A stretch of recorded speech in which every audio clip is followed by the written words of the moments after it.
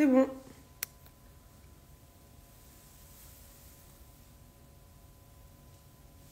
Ça y est. Ça y est, on est en ligne. Ça y est, ça tourne. Est-ce qu'on nous entend bien? J'ai mis son minimum. Vas-y. Je sais pas, peut-être que les gens vont pas nous dire ce qu'on entend. Ouais, il va falloir parler fort. Bienvenue sur la page Néo-Habitat sur Facebook et Instagram. On va attendre quelques minutes que les gens se connectent. Ouais. Ah, Maxime, est-ce qu'on nous entend bien? Maxime du Sud, ouais. Notre partenaire avec Néo-Habitat Sud. Bonjour Maxime.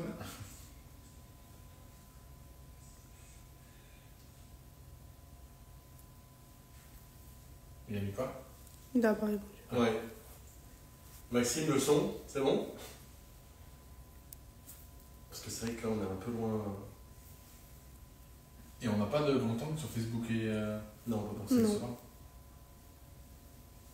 Maxime il l'a mis en fond, je pense, mais il n'y a pas de. Il n'y a pas de son. Bon, ben personne ne nous répond. Bah, il y a le Louis. temps. Louis, est-ce qu'on. Il y a Ah. Louis aussi. Louis, est-ce qu'on nous entend bien?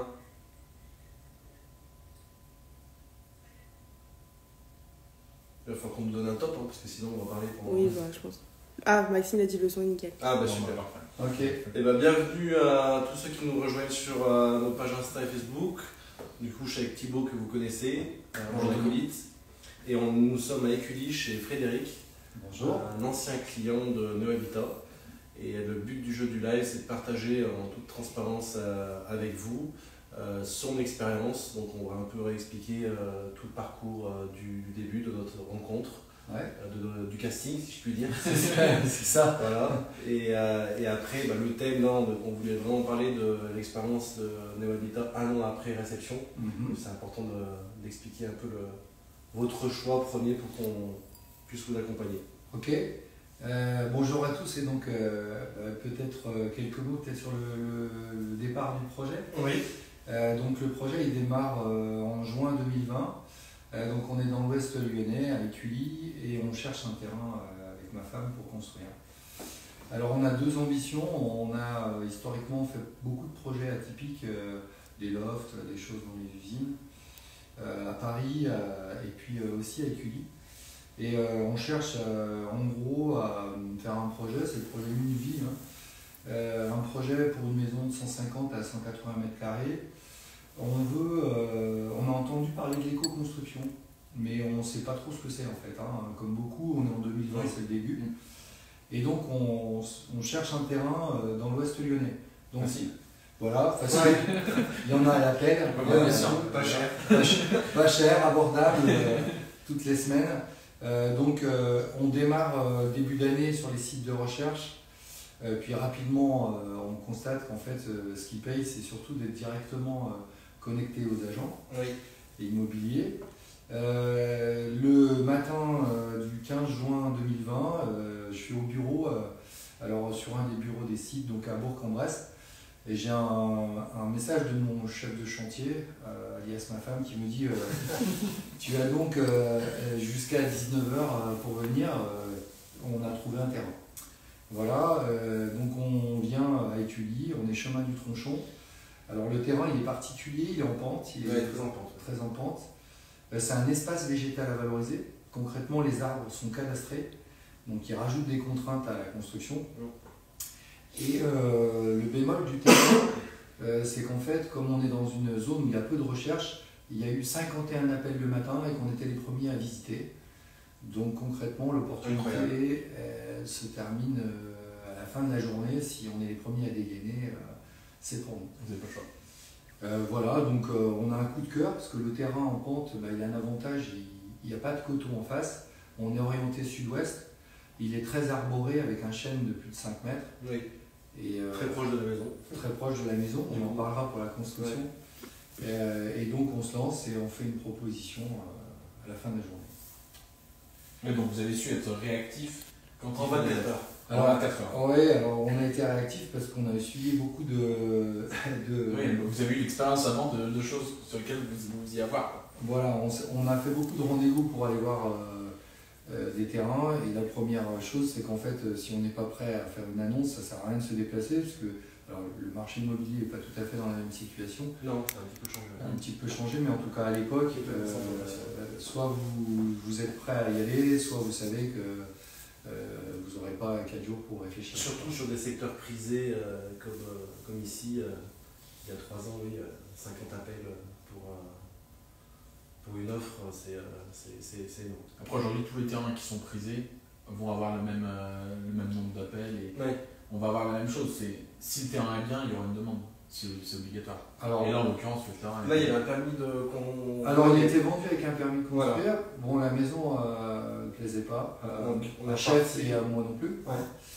Et donc, on est reparti. Alors, peut-être peut-être le premier conseil, c'est que ce qu'on aurait peut-être dû faire, c'est vous consulter, ou en tout cas consulter des constructeurs avant, pour avoir quelques éléments avant de s'engager sur le terrain. Ouais. Parce qu'en fait, de fait, on avait regardé des maisons ou des terrains, et quand on a démarré le terrain, on n'avait pas de constructeur. Oui, vous êtes allé, vous avez fait l'offre sans professionnel en fait, parce que là, nous, on Voilà. n'était pas encore en relation. Exactement. C'est après que le casting a démarré. Exactement. Donc, Alors, le lendemain, quand tu du coup, je pars sur le casting, Rémi. Le casting, comment ça s'est orchestré? En fait, moi, j'avais entendu parler d'éco-construction. Ma femme aussi, Laurence, et on était au départ, il y avait un double sujet. On avait regardé tout ce qui était éco-construction en bois, plutôt pour des raisons esthétiques, hein, pour être très honnête. Oui, l'aspect contemporain, bardage. Le côté chaud Oui. de la construction à l'intérieur.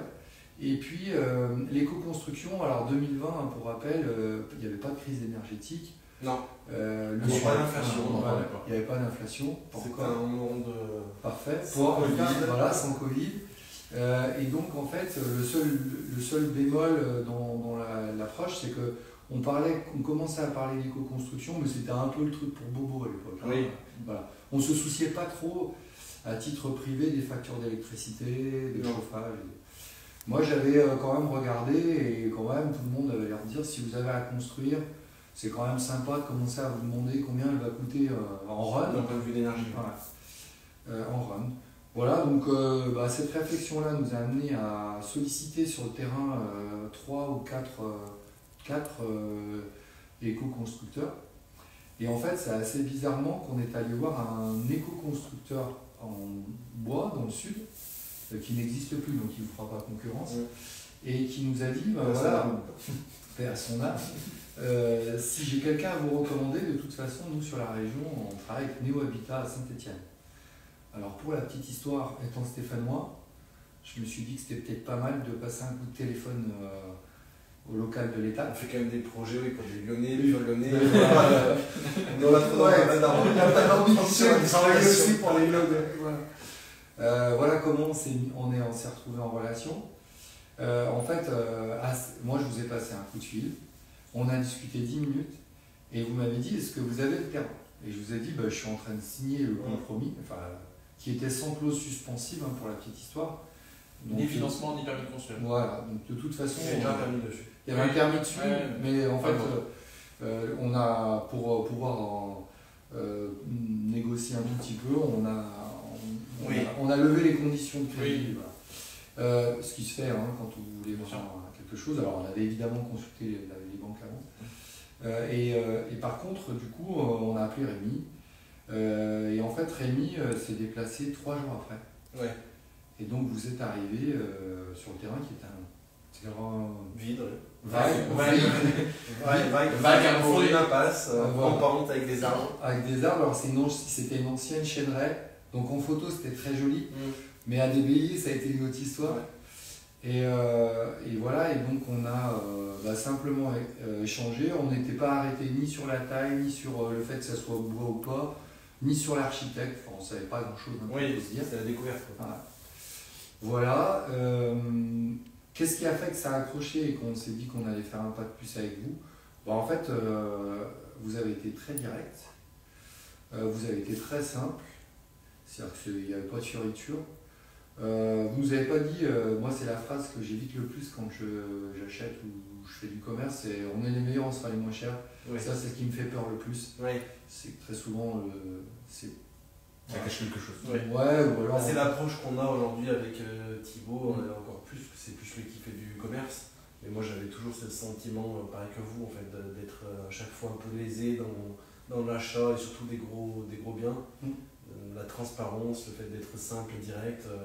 De dire les choses qui plaisent ça pas, mais match, qui sont réelles. Voilà. C'est la base. Et on s'est dit assez rapidement, donc ça on s'est vu 1 heure, on a pris un café je crois, et vous nous avez dit ce que je vous propose, vous nous avez demandé si on avait un architecte, on vous a dit non, et vous nous avez dit moi j'ai un architecte et je le joins à la conversation, et d'ailleurs vous nous avez dit en fait après sur les modalités de manière très ouverte, on fait cet échange, on fait quelques échanges, et vous nous direz ce qui vous convient.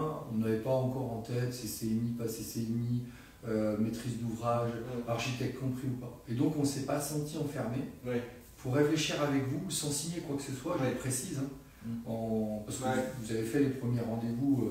On est en pleine démarche commerciale. Voilà, sans rechigner à passer quelques heures. Et donc on s'est dit, bon, il prend le temps de nous écouter, donc c'est déjà important. Voilà, le cheminement a fait qu'on est arrivé au bout de 2 conversations, 3 conversations à discuter un petit peu de prix. Et là aussi, vous avez été assez prudent en disant attendez, avant qu'on ait fait une liste de ce que ça coûte, vous avez entendu que c'est en mètres carrés, mais il y a un paquet de variables et vous en avez rajouté. Je me rappelle que ça avait été un peu ma surprise, c'est que en disant non, il y aura ça à prévoir, vous avez pensé à ça. Et en fait, moi j'ai trouvé que même si c'était pas forcément ce que j'avais envie d'entendre, parce que c'est commercial. Forcément, moi j'avais un prix en tête et j'avais forcément envie de rentrer dedans. Et au lieu de me dire oui, c'est bon, pas de souci, vous m'avez dit non. Attention. Les paramètres, c'était, je pense, l'étude de sol, les placards sont pas compris, attention au budget cuisine. La taxe d'aménagement, la redevance archéologique, exactement. Toutes ces choses-là, le fait qu'il y ait les arbres, qu'il faille les protéger dans les zones EVV, toutes ces choses-là, ça en est dans des. Et après, sur cette partie, je vais dire consultation, choix, oui, ils avaient senti aussi qu'on allait dessiner la maison et qu'on allait faire des consultations ensemble pour savoir où on se situe au niveau budget global. Alors, le premier axe, effectivement, du coup, aujourd'hui on dit on s'enrôle, on se met d'accord pour avancer. Là, on a découvert effectivement la pléiade de taxes qui existe, parce que c'est quand même Made in France. Je pense que quand on paye une taxe d'archéologie sur une construction, c'est un peu nouveau pour nous. On en paye par ailleurs, mais en tout cas au niveau taxologie, je pense que vous êtes les mieux renseignés. Donc on a aussi on a ajusté parce qu'il y a un tas de choses qu'on n'avait pas en tête. Et puis effectivement, la deuxième chose que j'ai trouvé plutôt malin, même si après on a finalement travaillé quasiment qu'avec des sociétés que vous avez proposées, c'est que vous nous avez dit voilà, on a un dispositif qui s'appelle MasterLib, j'en touche un mot. Merci. Et donc une fois qu'on a eu les premiers esquisses de l'eau, vous nous avez dit voilà, moi je présenterai les sociétés qu'on a, et après libre à vous de consulter. Alors on était en contrat de maîtrise d'œuvre, voilà. Je crois qu'il fallait que je le précise. Oui, parce qu'aujourd'hui on propose le contrat de maîtrise d'œuvre et le contrat CMiste. Donc le contrat CMiste c'est le contrat constructeur, donc sur lequel il y a un prix qui est global et forfaitaire, et il y a le contrat de maîtrise d'œuvre sur lequel il peut y avoir beaucoup plus de variantes d'entreprise, beaucoup plus de variantes techniques et aussi beaucoup plus de variantes financières. Voilà. Donc là avec Frédéric on était sur une base de contrat de maîtrise d'œuvre qui lui a permis de nous apporter certains de ses artisans, nous d'apporter certains de nos artisans et de lancer une consultation ouverte pour aller chercher le meilleur rapport qualité-prix dans l'intérêt du client final. Alors nous on avait une logique très d'investisseur, si je peux me permettre, c'est-à-dire qu'en fait sur la plateforme on fait tout le gros œuvre, tout ce qui était à orchestration forte par Neo Habitat. Donc on a quand même privilégié les sociétés avec lesquelles vous travaillez actuellement. Ne serait-ce parce que si vous aviez attiré les oreilles des gens que vous connaissez, c'est plus facile.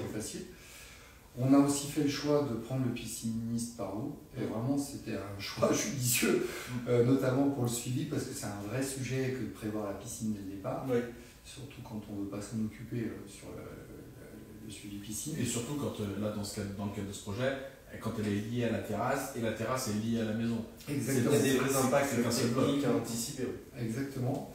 Et puis la deuxième chose, c'est qu'on s'était dit, donc du coup on a amené nos prestataires, entre guillemets, Je peux le dire, en fait, sur le gros œuvre, en fait, on n'a pas choisi de prestataire qu'on avait sélectionné. Pourtant, Dieu sait qu'on savait que c'était les meilleurs et les moins chers, puisque c'était les nôtres. Oui. Hein, voilà.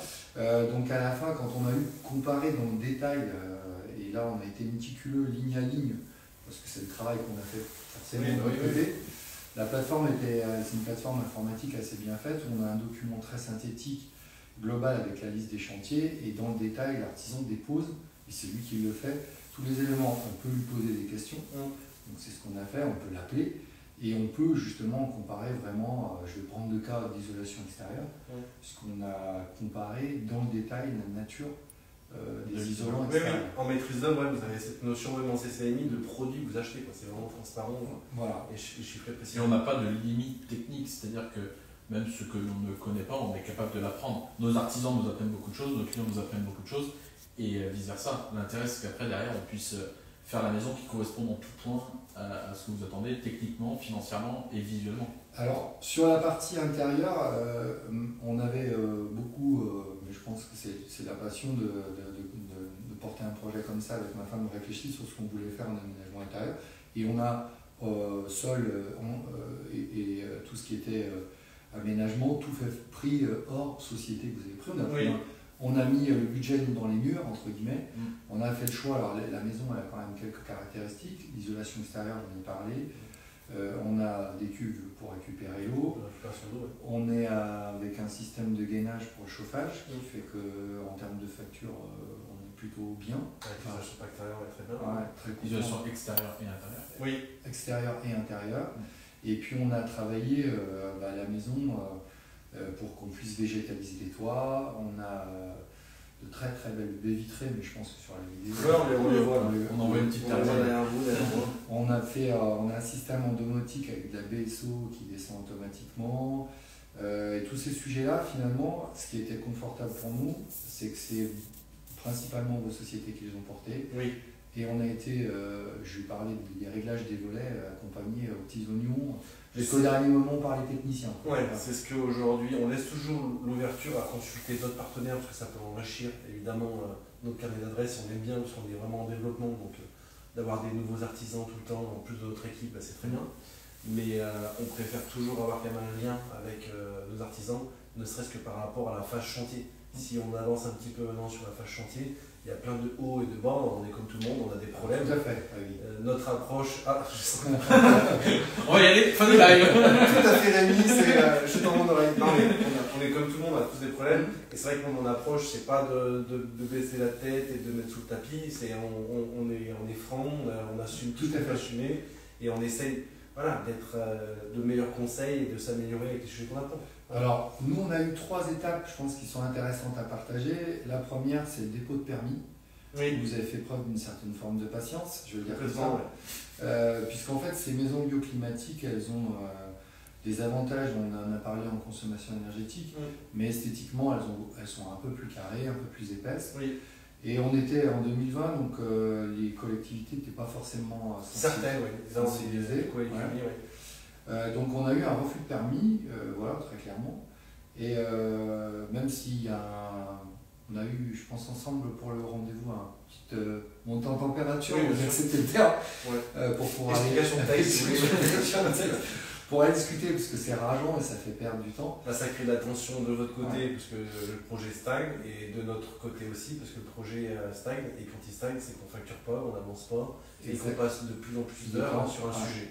Alors on a eu cet échange-là, qui n'était pas de votre fait, mais qui était du fait du refus de permis. On a aménagé, mais vraiment les aménagements, les corrections sur le premier projet ont été marginales. Donc l'architecte, en l'occurrence, Marc, avait fait preuve d'une certaine patience déjà, parce qu'on a fait 3 plans de maison pour la petite histoire. On ne va pas donner de délai, mais c'est vrai que ça a été très très long et beaucoup de rendez-vous pour statuer sur comment on implantait la maison sur le terrain en pente et tout ça. Et donc on a eu ce redépôt de permis et vous nous avez accompagnés de bout en bout jusqu'au rendez-vous à la mairie avec l'architecte et vous. Et finalement, la mairie découvrait pas forcément l'éco-construction, mais en tout cas était très rassurée. Vous étiez présent au rendez-vous. Et donc ça a débouché, on a perdu 3 mois. Alors, je le dis avec le sourire aujourd'hui, c'était pas le cas à l'époque. mais on a pu enclencher. Non, Donc ça c'est a créé une bonne relation aussi avec la mairie au final après coup. Ouais. Il y avait peut-être aussi un sujet sur l'achat du terrain, le foncier, avec des non-dits. On a payé peut-être vous et moi les conséquences. Oui, on a fait le choix. C'était une division parcellaire. Exactement. Avec dans une commune qui fait très très attention au projet. Et je vous dirais que on a profité presque du délai pour finaliser les derniers. Voilà. Moi, si j'ai un conseil en tout cas, j'ai dit avant l'achat du terrain peut-être prendre attache avec vous, savoir comment ça marche, quels sont vos types de contrats. Ça, je pense la plupart des clients, je vous rassure, le font. D'accord. Mais on s'adapte à tout et on reprend des dossiers où il y a déjà des permis de construire et on chiffre et c'est prêt à démarrer tout de suite. D'autres qui nous contactent et qui n'ont pas du tout de terrain et veulent des conseils, ou d'autres comme vous qui nous appellent en disant oui, le terrain je l'ai acheté hier, il faut sortir le projet et tout. Et voilà. Et peut-être le deuxième point, c'est vis-à-vis des communes, si vous avez des envies, il arrive, nous on a appris qu'elle commençait, ou elle faisait en tout cas des pré-rendez-vous d'une demi-heure qui permettaient de se présenter. Et en créant du lien, ça facilite quand même un peu. Ça nous a servi entre guillemets de leçon, mais aujourd'hui il n'y a pas un seul dossier qu'on envoie comme ça, on présente tous les dossiers. Parce que là, on dit 3 mois, mais je pense que c'était un peu plus que 3 mois de permis de construire. La colère est passée. Là. Oui, voilà, c'est bon, c'est la vie. Donc après, il y a eu la phase travaux. Alors, à peine. On a consulté, vous avez choisi les entreprises avec nous pour les conseils. Et nous, évidemment, nos partenaires étaient présents quasiment sur tous les lots pour les mettre en concurrence.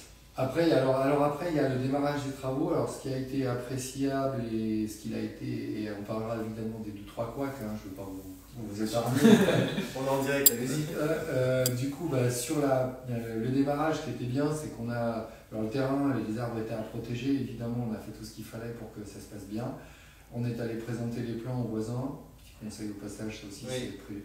Et ils avaient votre numéro, ce qui, sur les 2 ou 3 petits sujets qui arrivent de temps en temps, quand on a un artisan qui est mal garé, quand on a un artisan qui recule dans le feu arrière de la voiture de son voisin, quand il casse le boîtier électrique d'un voisin, le regard, qu'il y a quelque chose. En tout cas, on a rassuré tout le monde. Ils ont été globalement très respectueux à la marge. On a des passages de chantier, donc ça, il faut y faire attention. Et donc ça n'a pas été un sujet. Après, le chantier, voilà, c'est ce qu'on a l'habitude de dire en permanence. Le chantier, c'est plein d'êtres humains.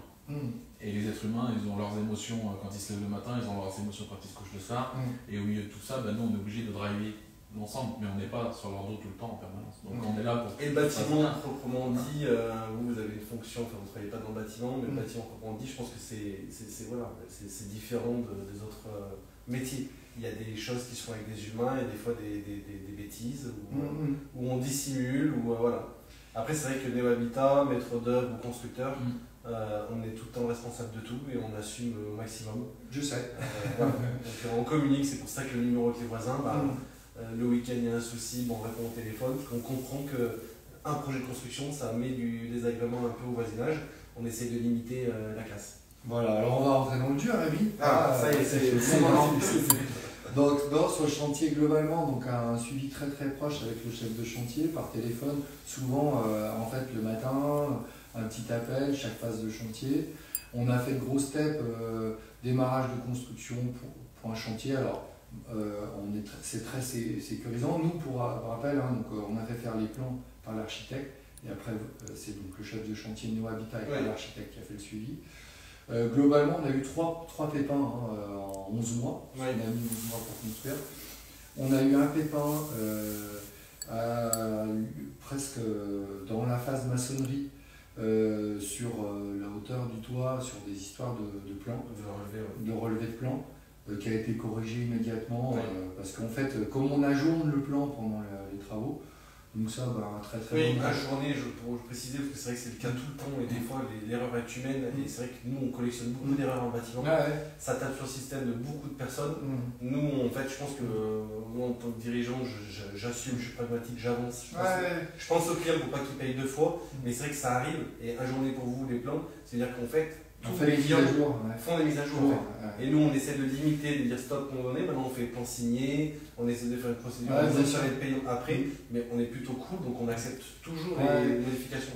Bah, donc ça fait partie de la cacade, comme. Ouais, et puis dans l'autre sens, c'est positif, c'est-à-dire que bon, on a eu ce problème-là qui était lié à une mise à jour, et très concrètement, on a aussi demandé une mise à jour, on a déplacé la cuve d'eau parce que sur le premier plan, elle était sur une partie roulante où les voitures passaient. Donc on a aussi dans le séquencement, c'est un chantier, ça vit, donc c'est plutôt une bonne chose. Voilà, on a eu un sujet sur des poses de cloison de plâtrerie vendredi matin, donc à 8h, où on a constaté en fait un écart de plan. Et donc là, très concrètement, ça a été assez simple. L'appel, moi je suis passé, et à 8h10 on était au courant, à 8h20, alors il démontait pas le plâtre, il le cassait, il le renlevait, et on a fait corriger tout de suite. Voilà, et puis globalement, on a eu le dernier point, c'était, et là vous avez vraiment, je trouve, un process qui est très très bien, donc si vous êtes OK, j'en dirai quand même un mot. C'est sur la livraison et la fin. Oui. Donc le troisième, c'est qu'en fait, je pense que ce qu'il faut pouvoir se dire, c'est comme deux premiers problèmes très prise en charge assez simplement, même si ça énerve. Et le dernier, c'est la livraison, et donc la livraison avec les réserves. Vous avez un process sur tablette. Donc nous, on est un peu pénible ou pas, mais on a fait 6-7 pages de réserve. Ouais, voilà. Après, c'est pas pénible ou pas, ça fait partie de l'entonnoir. En fait, à la fin, nous, on a besoin aussi de faire une procédure par rapport aux artisans. Ça permet de matérialiser à l'instant T l'un des sujets pour qu'on arrive à la fin à tout boucler précisément. Et donc ça, moi, je pense que c'est quelque chose dont vous ne m'avez pas parlé, mais qui est une nature à rassurer peut-être des gens qui se lancent, qui est de dire, en fait, sur les devis, la liste de ce qu'il y a à faire, donc nous, on est un petit peu pointilleux sur les détails, mais en tout cas, je pense que tout le monde l'est quand on vend sa maison. Et donc, en fait, on va jusqu'au bout. Et ça prendra le temps que ça prendra, mais de toute façon, l'artisan, tant qu'il n'a pas terminé aux petits oignons, il y a une réserve sur la règle garantie, bien sûr. Voilà. Et ça, c'est important parce que vous disiez, c'était un peu le thème du live aujourd'hui, parce que nous, on fait de plus en plus de réceptions. Alors, on ne fait pas 50 maisons par an, mais on commence à en faire un petit peu. Et c'est toujours facile de bien démarrer, entre guillemets. On a la tête de Thibaut, on contrat, on signe le contrat, Thibaut décide il est rassurant, Thibaut. Donc il est rassurant et tout. Après, quand on a tous les loustiques qui arrivent avec les artisans pour faire la maison, il se passe plein de hauts et de bas. Et on se dit, mais avec tous les problèmes, vous l'avez dit, problème de relever de plafond, problème de cloison, mais comment ils vont finir la maison, mais c'est pas possible. On a des mots durs des fois. Et c'est pour ça que je suis plutôt toujours team artisan, même s'il y a plein d'erreurs. Il faut quand même pas oublier que c'est que des humains il fait froid là, nous on est dedans, il y en a beaucoup qui bossent dehors et tout, donc il faut être un peu cool dans l'approche. Et que la fin, en fait, nous on a plutôt la team de dire on lâche pas, on va jusqu'au bout, on accompagne. S'il faut faire des rendez-vous sur place, parce qu'il y a un conflit entre le client qui dit non, moi aujourd'hui le maçon je peux plus le voir. La terrasse il s'est planté, l'escalier s'est planté, je peux plus le voir. Voici, on recommunique et on essaie d'aller jusqu'au bout pour que tout le monde soit bien payé et que vous à la fin vous ayez la maison telle que la maison, voilà, sans avoir payé un copec de plus. Parce que, du coup, alors en plus moi j'ai pris la décennale avec un de vos partenaires. Là sur et on a eu un petit problème qui était minime, mais du coup en plus vous nous avez accompagnés avec l'assureur pour que ça soit réglé très très vite. Donc ça, moi je pense que ça fait partie du fait que ok, il y a quelques tensions et je pense que ça il faut se dire, alors on n'était pas forcément plus préparé que ça, nous c'est une première construction, on n'a jamais construit, donc on n'avait pas d'expérience particulière, mais en tout cas on a trouvé des solutions à chaque fois et on a été accompagné de bout en bout, donc c'est ce qui explique aujourd'hui qu'on est peut-être en face. Voilà. 2 ans après. Et que dans 5 ans on va refaire une nouvelle maison pour vous. C'est ça.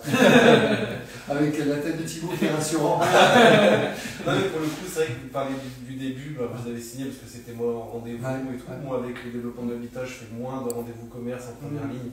C'est plus Thibaut que vous voyez en premier rendez-vous. Et mais après, c'est toujours important que quand un client signe, on fait un déjeuner pour qu'il voit toute l'équipe aujourd'hui. Je trouve que c'est une manière de prouver, de montrer patte blanche en disant voilà, maintenant il y a une passation de témoins, on va construire avec d'autres équipes. Et c'est le contrat maîtrisable ou CCMI Et c'est surtout l'image, la communication, Le lien. Le lien qui a. Est-ce qu'on met en place pour communiquer, rassure. pour que ça fonctionne? Tout Et aujourd'hui, nous, même s'il y a eu un signé sur une fuite d'eau, je crois que c'est en plus, c'est même pas l'étancheur. Non, non. L'étancheur a déposé le bilan, celui qui a fait la maison après avoir fini la maison, évidemment. C'est Soprévo, je crois, qui a un service à nouvel étancheur, qui a un service de gestion plus rapide. Où on y arrive, et on accompagne, je crois que c'était même un an après, non, la fuite. Oui, et puis du coup, en fait, c'était une micro-fuite, donc on a mis très longtemps à la voir. Oui. Donc c'était mineur. Et moi, ce que je trouve intéressant, c'est qu'en fait, on a beaucoup d'exigences quand on construit. On parle souvent que du prix. Moi, ce que je dis, donc dans les différentes phases qu'on a échangées, c'est il y a eu la première relation de confiance. 2, je pense qu'on a un cas où on a quand même eu le refus de permis. Oui. 3, la construction, elle était dans un environnement un peu particulier, protection des arbres, pente, Voisin, avec un niveau d'exigence, parce qu'on a une collectivité de voisins, c'est un quartier très calme, il faut que ça reste calme. Il faut que ça reste calme. Et donc voilà, et donc moi je suis là volontairement, il n'y avait pas de... Oui, parce qu'on ne vous a pas remercié dès le début, on a démarré. Merci de Mais je vous l'avais proposé parce que je pense qu'on échange beaucoup avec beaucoup d'interlocuteurs quand on a ces envies de projet. Et moi, en tout cas, je vous dis remercie. C'est pas un chemin forcément simple. C'est pas un fleuve tranquille. Non, mais c'est vivant. C'est ce que je dis aux clients quand ici. C'est une belle aventure et vivant. C'est une belle aventure. Voilà. Et nous, on est très très satisfaits. Et tous les gens qui viennent voir la maison, pour des raisons d'intimité, on va pas vous faire visiter avec la caméra toute la maison, mais en tout cas, elle est très, très réussie. Et on est très content du projet.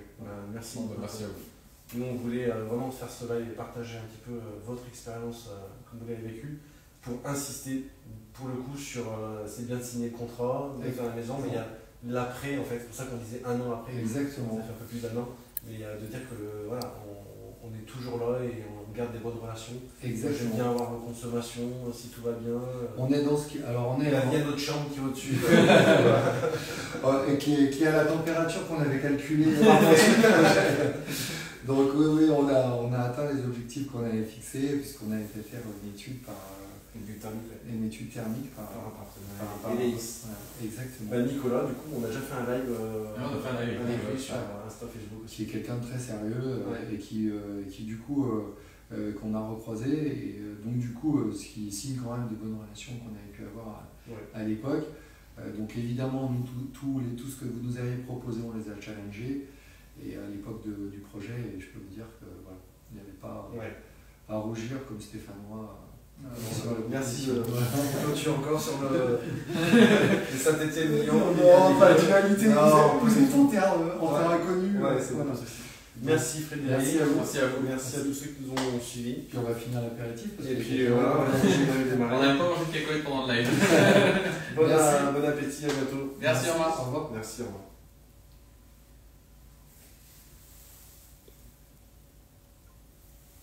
C'est bon. J'ai coupé. Ouais. C'est bon.